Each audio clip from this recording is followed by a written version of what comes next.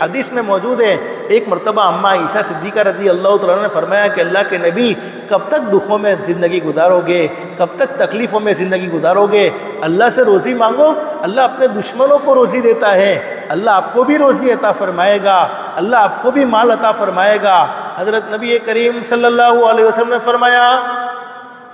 اللہ کے نبی حضرت محمد رسول اللہ صلی اللہ علیہ وسلم کو اللہ پاک نے کیا آفر کی؟ ماں بہنیں بہت سی عورتوں نے مکہ دیکھا، مدینہ دیکھا، ہمارے نبی صلی اللہ علیہ وسلم نے فرمایا میرے محبوب آپ فکر مت کرے، آپ کو گھبرانے کی کوئی ضرورت نہیں ہے، اگر آپ چاہے تو پورے مکے کی زمین کو سونے کی بنا دی جائے۔ اب مکے کی زمین کتنی بڑی زمین ہے، سونے کی بن جائے، اور سونے کی بن جائے، اور صرف سونے کی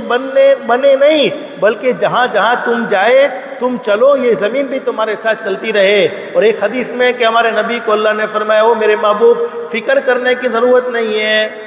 پریشان ہونے کی ضرورت نہیں ہے، اگر آپ چاہے تو یہ احد کا پہاڑ آپ کے لیے سونے کا بنا دیا جائے۔ اور احد پہاڑ کی سائز، ماں بہنیں جنہوں نے مدینہ دیکھا احد پہاڑ کو ضرور دیکھا ہوگا، کتنی لمبی چوڑی بلکہ کئی کلومیٹر پر یہ احد پہاڑ پھیلا ہوا ہے۔ لیکن ہمارے نبی نے کیا فرمایا؟ اللہ میں نہیں چاہتا کہ یہ مکے کی زمین میرے لیے سونے کی بن جائے، میں نہیں چاہتا کہ یہ احد کا پہاڑ میرے لیے سونے کا بن جائے، بلکہ میں تو چاہتا ہوں مجھے ایک دن روزی ملے تو ایک دن فقر و فاقہ کرنا پڑے، جس دن مجھے روزی ملے گی اس دن میں تیرا شکر ادا کروں گا، اور جس دن مجھے فقر و فاقہ کرنا پڑے گا اس وقت میں صبر کروں گا، شکر کر کے میری امت کے مالداروں کو سبق سکھلاؤں گا، اور صبر کر کے میری امت کے غریبوں کو سبق سکھلاؤں گا۔ اگر ہمارے نبی یہ تمنا کر لیتے احد پہاڑ سونے کے بننے کی، مکے کی زمین کے سونے کے بننے کی، تو ہمارے نبی سے بڑھ کر دنیا میں کوئی مالدار نہ ہوتا۔ اللہ نے ہمارے نبی کو مال بھی بہت زبردست نصیب فرمایا۔